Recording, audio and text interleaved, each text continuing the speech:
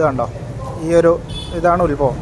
ഇവിടുന്ന് പൊട്ടി വന്നിട്ട് ഈ പുഴ ഒലിച്ചു വന്ന് ഈ കല്ലും മണ്ണും പാറയൊക്കെ കൂടെ വന്ന് ഇതാണ് മുണ്ടക്കൈ കേട്ടോ. മുണ്ടക്കൈ എന്ന് പറയുന്ന സ്ഥലത്ത് ഈ കാണുന്ന വീടുകളും ഈ പുഴയോട് ചേർന്ന് ഈ കാണുന്ന വീടുകൾ അതൊക്കെ അതിൽ ഒലിച്ചു പോയി. ഇവിടെ കണ്ടോ, ഈ പുഴയോട് ചേർന്ന് എത്ര വീടുകളാണുള്ളത്, ഇതെല്ലാം പോയി നേരെ വന്ന് ഇതാണിപ്പോൾ നമ്മൾ ന്യൂസിൽ കണ്ടുകൊണ്ടിരിക്കുന്ന സ്കൂള്, ആ മരം, ഇതൊക്കെ. ഇതിൽ ഈ ക്രോസായിട്ട് കാണുന്ന ഈ ബിൽഡിംഗ് മാത്രമാണ് ഇപ്പോൾ അവിടെ നിലനിൽക്കുന്നത്. ബാക്കി ഇവിടെ ഇത് മൊത്തം പോന്നു.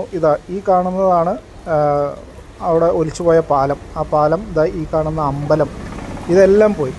ഇത് പോയി അവിടുന്ന് നേരെ വന്ന് ഇത് കണ്ടോ, പുഴ വരുന്ന വരവ് കണ്ടോ, ഇതിലേ വന്ന് ഇവിടെയാണ് സൂചിപ്പാറ വാട്ടർഫോൾസ്.